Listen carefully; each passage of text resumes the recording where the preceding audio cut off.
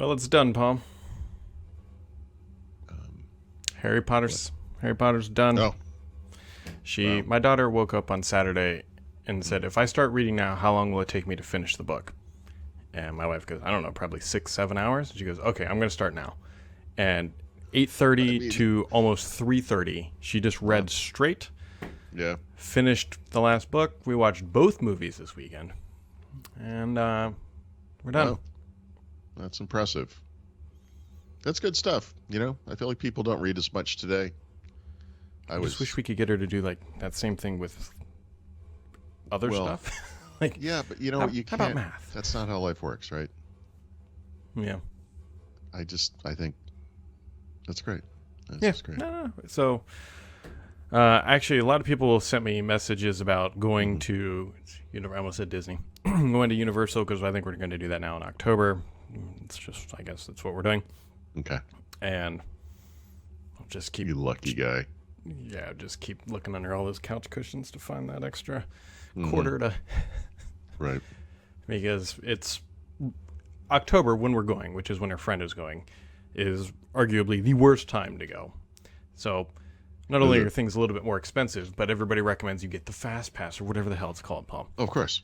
which is an extra You know what Last Pass is, $600 or per whatever day. they're calling it, the Fast Pass, right? You know what that is to Disney? It's what Windows Live One Care used to be to Windows. It's like, we've created this problem, Yep. and to fix it, we're going to charge you extra, Mm-hmm. and it's up to you. You don't have to use it, but if you want to fix the problem, you got to pay extra. Yeah. It's just not right. It's the mob mentality, right? It's Mm-hmm. You don't have to pay for protection, Paul. Your store, I'm sure, will That's probably true. be fine. That's It'll true. probably be fine. I'd rather have my legs broken than spend a day with a crying child. So, Well, both can be arranged. yep. Hmm. But here we are. It is Monday. Microsoft is rumored, and by rumored I mean I'm almost certainly positive this is happening. They're bringing So Microsoft, what was it? 2019, which might go down as their best investment ever. They put, I think it was $1 billion into OpenAI, which is now creating ChatGPT, which everybody listening to this has probably seen in some capacity. Yeah. And Microsoft is reportedly, and by reportedly I mean they are, bringing it to just about everything. Yeah, and that makes sense. And I don't want to be overly dramatic here because this is one of those things that could kind of flop or it could Mm-hmm. take some time to kind of build and turn into something. But I'll just step out on a limb and be overly dramatic and say something like Microsoft Office, the traditional desktop suite, which is where most people will interact with these, Mm-hmm. services or whatever capabilities, is a product that's hard to advance because it's so mature, you Mm-hmm. know. And I would say, looking back over the history of Office, I mean, I know a lot of people don't like it, but I think the single best and biggest example of them innovating with this traditional product was when they added the ribbon interface. Yeah. Whenever that was, I mean, 15 plus years ago. And it's just an area where you thought, well, there's nowhere to go with this. And then they did, and you're like, oh, actually, okay, that's interesting. They're kind of they're kind of stepping back from it in some ways, but whatever. I feel that this has the chance to be something like that, and in fact, kind of bigger because it hits at the core of what the product is, which is, content creation tools essentially. Mm-hmm. It's a exponential improvement over things like, I forget the name of it, but when you go into PowerPoint now, there's a tool. It might have, I think at one point it was external. Now it's built in where, people aren't graphic designers, so they can't create pretty slides and with Mm-hmm. themes and all that stuff. But It's it will designer. designer, yeah. It kind of looks at what you're doing and it provides, a nice thing, and you can spin the wheel and be like, no, I don't want that one. You get another one, I think those kinds of things are important. Because most people are not inherently good writers, good designers, good number crunchers, whatever it may be. But they have this message they have to get across, whatever it is. Mm-hmm. And, we'll see. I mean, there's going to be there's a lot of controversy here, right, around Yep. AI created content, et cetera, et cetera. But I think there are places, it's sort of like Tesla Auto Drive, which is really driver assistance or whatever, where one day we'll all be whizzing around in cars that are taking us places, but this is how we get there. Mm-hmm. Yeah. Yep. There's going to be some hiccups along the way for sure. Yes. And the question is whether it's going to be like a Clippy thing where they step back and say sorry, or if Yeah, we'll see. I mean, there's no way to know, how it's going to go. But it's Here's my interesting. prediction, Paul Thurrott. Mm-hmm. Ready for this? Mm-hmm. Windows 12 is when ChatGPT comes to the desktop. Ooh, that will be the differentiator. That's how they're going to be. This is what Windows 12 is. Windows 12 is Windows with AI. And then they'll just be like, don't think about Clippy. Don't think about Cortana. Those weren't really AI. We killed them already. Well, you know what though? I don't discount that stuff.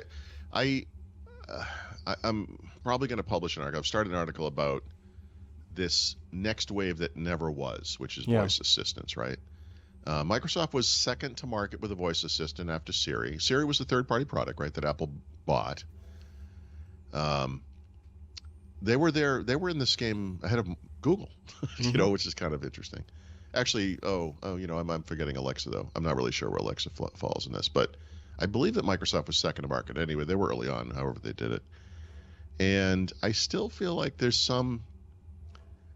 I think it's almost like a semantics thing. Like Google was really emphasizing Google Assistant for a long time. Now they're kind of step back and they're kind of emphasizing Android as the platform. Yeah. But it almost doesn't matter where that stuff is. Like, even though we don't have Cortana as a standalone assistant that's in smart speakers and, blah, blah, blah, whatever, that connective tissue, that thing that was at the heart of Cortana and the thing that is at the heart of like the Microsoft Graph and Loop and all that stuff is still, I don't know what to call it. It's still part of the DNA, the foundation or whatever. And it's going to be how this ChatGPT stuff plugs in, right, to these platforms. I mean, I don't know. Like Clippy is, Clippy, Cortana. You can be like, oh, they failed, and it's like, well, hold on a second. I mean, yeah, they did, but there was learning there and evolution and. Sure, I think that's fair. Yeah. When they bring it back, they should name it Clippy again, but give them a dark mode and call them Dark Clippy. It's called Clippy AI. Clippy 2.0, the AI-ing. The end game, as it just comes and takes over everything. So, yeah. It's interesting. It is. I think that's because there's actually a quote from Panos, like at the AMD CES thing. He's like, AI is coming to Windows. It's the next big thing. And then Microsoft loves the Windows 12. We already seen potentially a fake screenshot or a mock-up or whatever, that Next Valley thing. And so, like, the story is coming together of what it's going to be. Yep. I think, that's a good point. I don't look at Microsoft. Actually, maybe Microsoft Editor. We could throw in that list. These kind of failed experiments at helping people write. You use Grammarly, I know, because Grammarly works better. That's just anyone who's tried both would use Grammarly, not use Microsoft Editor. But, I don't know where Microsoft Editor came up out of. I feel like a lot of things in Microsoft that were previously just features, things like spell checking or grammar checking or whatever it is, were features of those products, and now they're considered like AI. Yep. I think the ChatGPT, we'll call it OpenAI stuff is, capital letter AI. The bigger step. Yeah. Proper. Gosh, there was something else. Oh, the other thing too. I think it's happening. I'm pretty sure it's this week. Windows 8.1 and Windows 7 officially done so. Yeah, I think the date is Thursday. But if you think about Tuesday must be Patch Tuesday, right? Yeah, but Tuesday's Patch Tuesday. Yeah, Tuesday's Patch Tuesday. So I would imagine that that will be the day those two OSs get their last formal updates, right? I guess so, right? Yeah, I think you're right. So that's another thing I'm writing an article about, right? The best of times, the worst of times. I think some people still hold up Windows 7 as maybe the best version of Windows ever. I keep pointing out the fact that it was a low bar to get to that point from Windows Vista, but okay. It is amazing to me that same team turned around and blew up the stink bomb that is Windows 8.1. I mean, talk about throwing a grenade in the room, Yep. It's an incredible. In many ways, that might be one of, if not the most amazing thing that's ever happened in the history of Windows, that they would do such a crazy thing, Well, as my furnace kicks on and my water heater continues to run, we'll be back tomorrow, probably. Yeah.